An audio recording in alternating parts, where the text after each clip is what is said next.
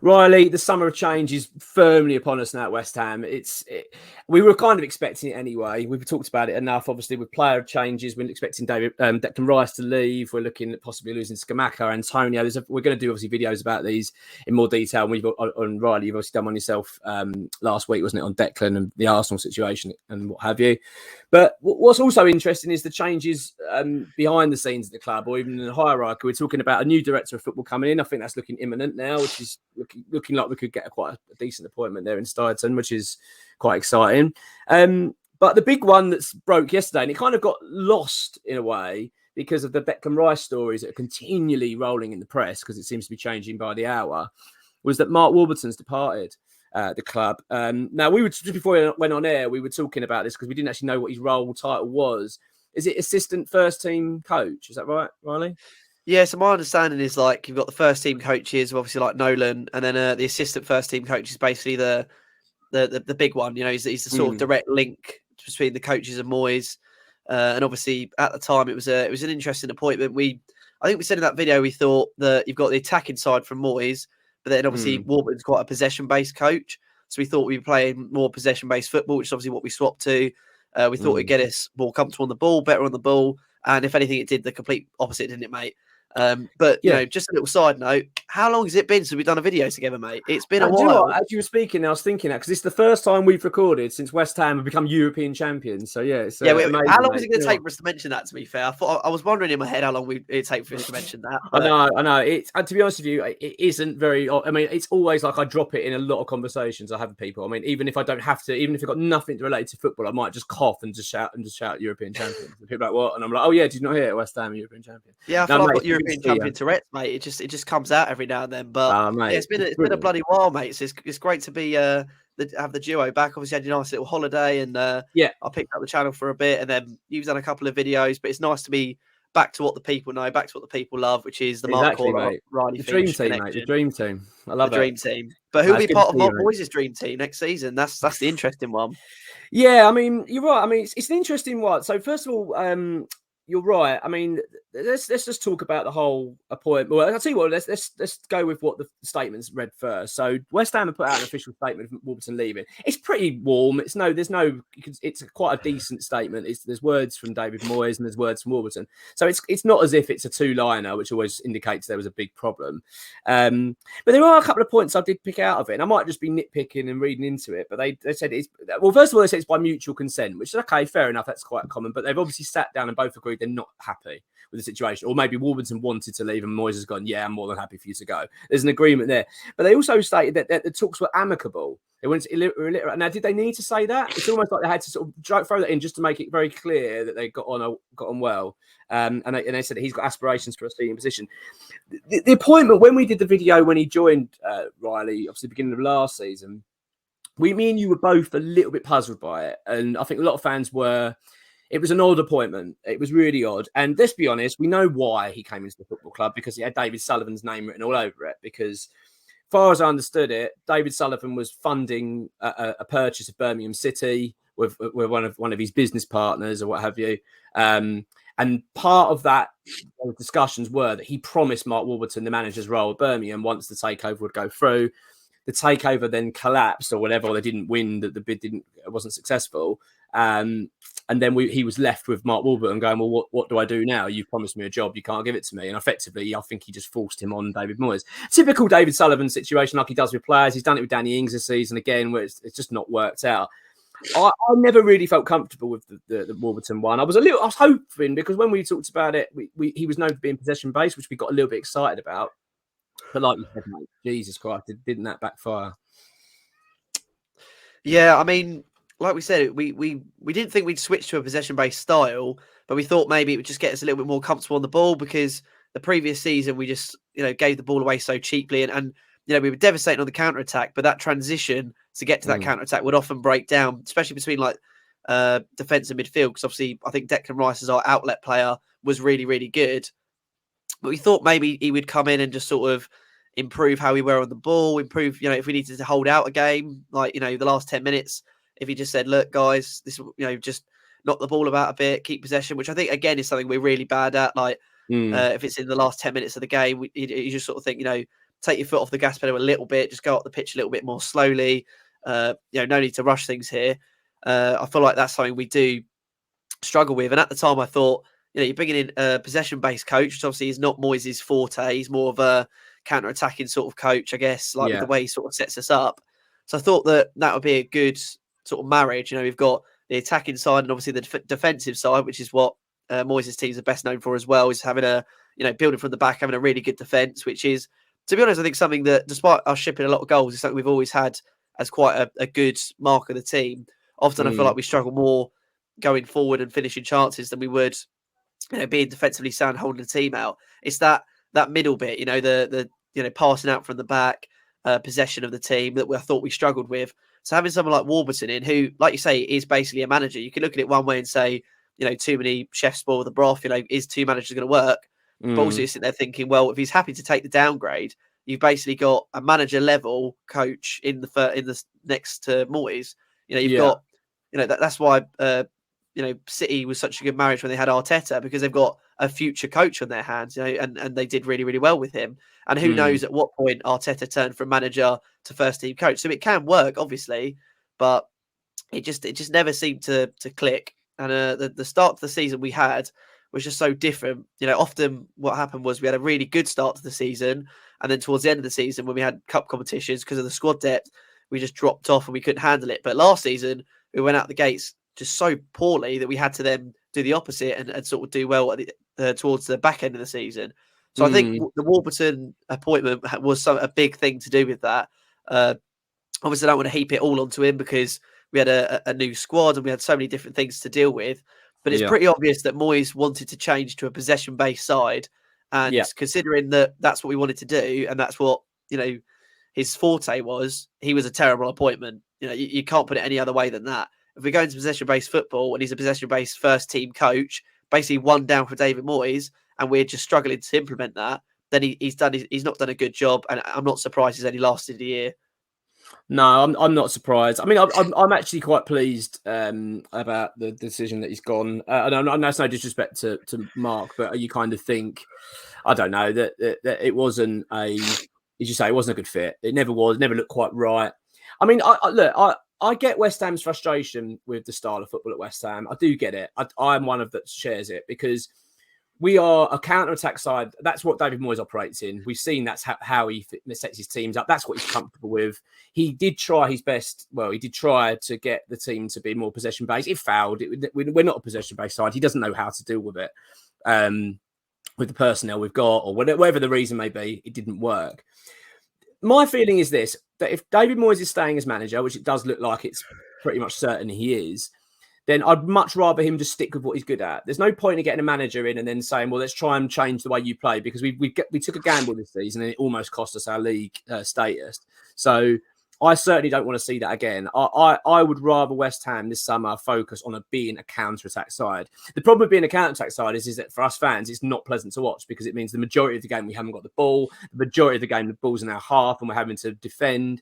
Don't get me wrong, pretty well. We're a pretty good defensive side, but still, it's not pleasant to watch, and it's quite nerve-wracking. I mean, we talk about the final and what a brilliant night it was for West Ham. We were defending for a vast majority of the game, and we weren't brilliant, really. But I mean, I don't care, because we won the game. I couldn't care less, really. But let's be honest, David Moyes' tactics are effective, because his tactics got us 6th, they got us 7th, they got us to a European semi-final, they've won us a trophy.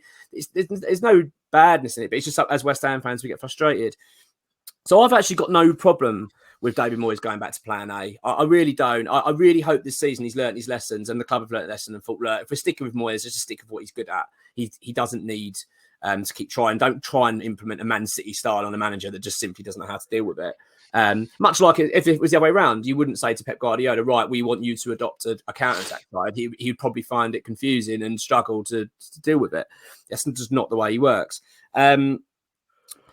I mean, and also as well, I know it was kind of rumours, but the fact was Warburton was known, I think, for not being overly close to the players. I don't think he had the best bond with them. I don't know about you, mate, but I mean, I don't really recall any moments of the season where I saw Mark Warburton and saw warmth and a real part of the team feel about him. Sometimes he actually forgot he was there. Do you know what I mean? It just didn't feel very close, did he, to the manager, the fans, the players. It was almost like it was never a good match. So The big question is, though, Riley, who replaces him? Ex-WHU employees put out an article on Patreon where he's given sort of like an update on transfers, and Warburton was one of the points, and it was basically about who's going to replace him. So he's then brought up and said that it's likely to be a former West Ham player that they're going to want to bring in, which again I like now because it's going back to what we did before with Stuart Pearce. We've done it with Nolan. It seems to work. What's your thoughts, mate? Who are you hoping to see walk through the door? Well, the thing is, mate, when they say former player, I'm trying to think of people who could walk in there, and no names are sort of ringing bells with me. I don't know if maybe like there's not a lot of West Ham, former West Ham players at the moment who are in that sort of first team role. Obviously, got like Scotty Parker, Slaven Bilic, Slaven Bilic in a first team assistant role. I mean, imagine that sort of combination of him with his counter-attacking style that he implemented when it was 2016 in the David Moyes side. I mean, that would be amazing. But again, I don't think he'd take that step down to be an assistant coach, especially with the sort of jobs he's being offered. And Scotty P's in the first sort of years of his time in a manager, it would seem like quite a statement to put out to say, right, I'm dropping down to a first team coach. So I'm trying to think of players, and it's got to be sort of like some maybe some fringe players. And there's none that I can recall that are in management at the moment in terms of like a first team role. Would you promote Nolan to an assistant coach? I mean, I feel like he's good where he is at the moment, and he's. I feel like you talk about Warburton not having that warmth. Nolan's the opposite. Nolan's seems like he's a good repertoire of everyone. He seems like he goes on TalkSport. He talks really highly of the players, and so I feel like he's quite good where he is. I mean, let's be honest. One day it will be amazing to have Mark Noble in that role. I know that he's stepping down as director of football, and I think he's going to like an academy sort of place to sort of earn his. I don't think he's stepping down. I think the problem was his role was too thinly spread. He was involved with everything, and I think it was for a guy that's just come into the job. It doesn't really make sense that you sort of you're going to run in every department in some way. So I think he's going to be more academy based, like you say. But I think his title remains the same. Everything's the same. But obviously, I think he's going to get a boss effectively in the new director of football. So he's got someone to learn from, and because at the moment, really, they just chucked him in with no experience and going good luck. And it's a bit like I think he got a bit. Is he too risky to chuck into that sort of appointment? Like Noble knows the game better than most West Ham players. As a captain, you kind of do coach the side along, and obviously he's a very smart, analytical player. So would he be too risky to chuck in somewhere like that? I mean, I would love to see Noble to take that on, but I don't think he wants to be on the football side of it. For IRONS, I think he wants to be more business based and running things rather than being on the pitch, which is I think that's what I understand it. So I don't think Noble would be that man to take that on. I've jotted down a couple of names for you, mate, and I'll tell you what. Well, one we talked about off air. You mentioned it to me, and I thought, God, you know what? I think that'd be a great appointment. Getting Stuart Pearce back to the club, I think that'd be a very popular appointment. Do you know what? It wouldn't surprise me. I'm not saying I think it will happen, but it wouldn't surprise me. He's done a lot of talk on TalkSport this year about West Ham. That's pretty much all he does, really. He's clearly got still a big bond with West Ham, and he talked very highly of David Moyes. I would certainly love to see Pearce come back in the role if that was. Another name, though, mate, before you give your thoughts on those, is now this one's very unlikely, but one that if you're thinking long-term vision for West Ham, could they sway Michael Carrick to come in and say you work as Moyes' number 2 with the view that you're going to become the manager from the season onwards afterwards because Moyes is going to move on? Because I haven't heard anything about Moyes getting a new deal. Bearing in mind this is Moyes' last year, there's no talk of a new contract. See, that could be an option. And theoretically, if you were Carrick, could be a perfect appointment for him. He goes up to the Premier League. He's not under major pressure straight away because he's a number 2. He gets to know the team. He gets to know the players. He gets back involved with West Ham again. And then maybe say that's the option. The idea is, Michael, you take the role. You take over at the end of the season or not. Maybe you come into the club, you're not very happy being there, whatever it may be, and he doesn't sign on. But that would be one that I would possibly hope to see, but I doubt it. I can't see Michael Carrick doing that, but that's what I'd go for. What are your thoughts? I mean, Carrick as well, so a former West Ham sort of academy player. I don't know. Well, was he an academy player? Yeah, I think I got. I was going to say I got a lot of stick for that in the video, calling him an academy player.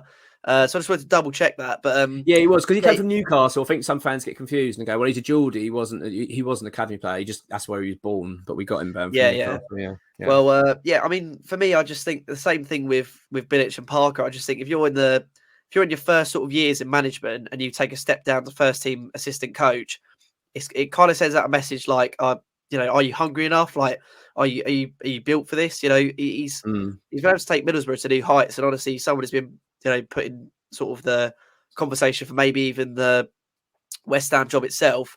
So for me, it would make no sense from a business point of view for him to say, well, you know, I can potentially make a move to the Premier League. If I wait out David Moyes, they might be in for me again. Going to first team assistant coach, I don't think it would make any sense. Obviously, I'd love it. Former West Ham player, obviously a very competent manager with what he did at Borough. But I think he's at a point now where if a team sacks their manager, they're one of the first people that are going to be like, oh, should we maybe get Michael Carrick in a young starting manager? I wouldn't be surprised if maybe even one of the teams that have just gone down, like Leeds or Leicester, went in for someone like Michael Carrick. So I don't think that'll happen. For me, Stuart Pearce just makes total sense. Worked under Moyes before.